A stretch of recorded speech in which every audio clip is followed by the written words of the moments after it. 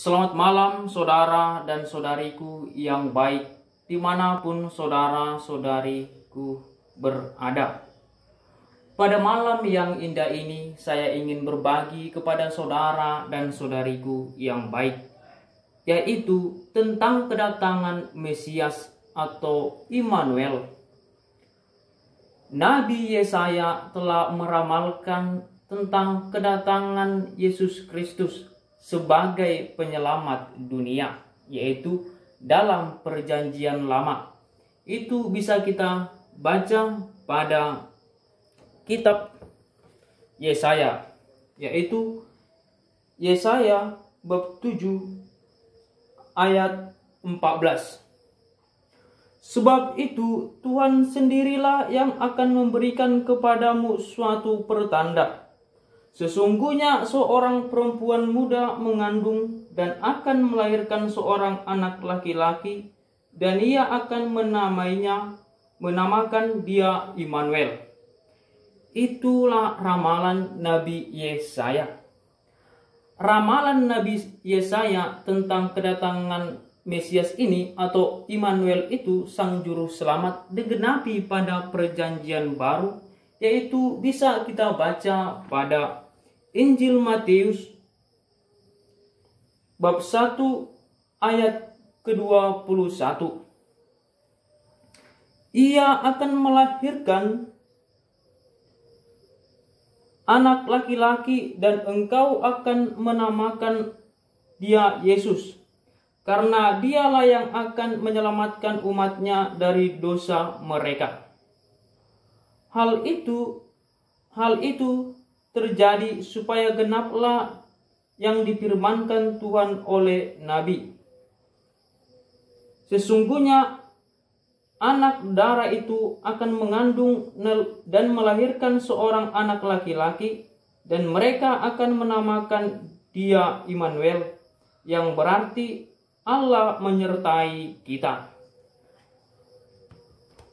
Saudara dan saudariku yang baik dimanapun kita berada, kedatangan Yesus Kristus itu telah diramalkan oleh Nabi Yesaya, yaitu digenapi pada perjanjian baru, yaitu kita lihat pada Injil Matius yang saya bacakan tadi. Seorang perawan atau Bunda Maria mengandung dari Roh Kudus untuk melahirkan Yesus Kristus, yaitu penyelamat dunia. Keberadaan Yesus Kristus di dunia ini hanya berumur 33 tahun. Dalam umur yang singkat itu, Yesus Kristus itu sebagai penyelamat, dia menunjukkan, dia memberi contoh kepada kita cara hidup yang baik, cara mencintai sesama yang benar. Yesus Kristus itu selama dia hidup di dunia ini sebagai penyelamat, dia dapat menyembuhkan orang, membangkitkan orang mati, berjalan di atas air, dan mujizat-mujizat lainnya, yaitu untuk menyebarkan cinta kasih, untuk menyebarkan keselamatan umat manusia. Yesus Kristus itu adalah sebagai subjek dan objek, yaitu dia mewartakan dirinya untuk keselamatan dunia. Puncak pemberian Yesus itu yaitu ada pada kayu salib, pengorbanannya pada kayu salib. Itulah cinta yang paling mulia, yang paling agung, yaitu mengorbankan diri, memberi diri sendiri untuk sesama, untuk keselamatan kita. Itulah pengorbanan Yesus yang sejati, yaitu dia datang untuk menyelamatkan kita. Dia mengorbankan diri, dia mengambil wujud sebagai materi, yaitu menjadi manusia. Allah itu menjadi manusia di dalam Yesus Kristus. Saudara dan saudariku yang baik, kita sebagai pengikut Kristus, yang mengakui diri sebagai pengikut Kristus, sudahkah kita meneladani Yesus Kristus itu Sang Penyelamat kita?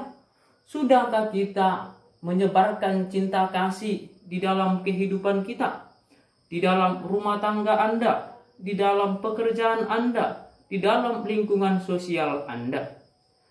Kita dipanggil untuk mewartakan cinta kasih Yesus Kristus itu, mencintai sesama seperti mencintai diri kita sendiri.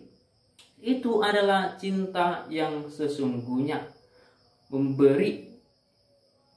Ketika kita dapat memberi, mencintai, dan berbelas kasih kepada sesama, disitulah kita digerakkan oleh Roh Allah itu.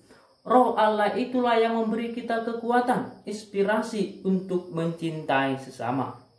Agar kita dapat mencintai sesama secara baik atau secara benar, maka marilah kita mendekatkan diri kita kepada Yesus Kristus, yaitu di dalam doa, yaitu membaca kitab suci, yaitu membaca tentang kisah hidup para kudus. Disitulah kita akan menemukan, disitulah kita akan terinspirasi disentuh oleh cinta kasih Allah itu.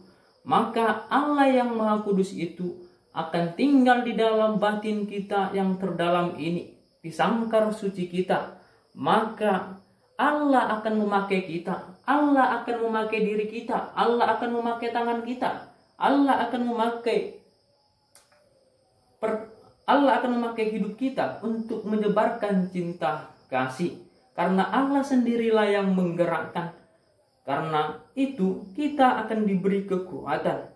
Bukan lagi aku yang hidup, tetapi Allah lah yang hidup di dalam diriku. Ketika saya mengerti hal itu, maka disitulah kita akan dapat mengenal Tuhan Allah, mengenal sesama. Jika saya mengenal Tuhan Allah, maka saya akan mencintai sesama. Karena apa? Karena cinta itu berasal dari Allah. Dialah Maha Cinta yang sesungguhnya. Oleh sebab itu, marilah kita sebagai insan yang lemah, yang sering jatuh pada dosa, dengan merendahkan hati, meminta bantuan, meminta inspirasi, meminta kekuatan kepada Yesus, agar Dia memberi kekuatan kepada kita, agar kita dapat mencintai sesama di dalam kehidupan kita sehari-hari. Maka disitulah kita akan menemukan estetika hidup atau keindahan hidup. Maka kehidupan kita di dunia ini menjadi layak damai, karena kita digerakkan oleh cinta kasih Allah. Karena batin kita yang bening ini digerakkan cinta kasih Allah untuk berbagi cinta kepada sesama secara ikhlas dan benar, tanpa menuntut balas jasa. Amin. Semoga bermanfaat.